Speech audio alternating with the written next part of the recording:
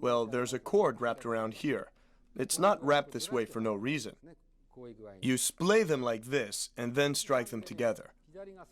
For a really nice sound, 3 parts of the strength goes to your left hand and 7 to your right. Here we go. That's the sound.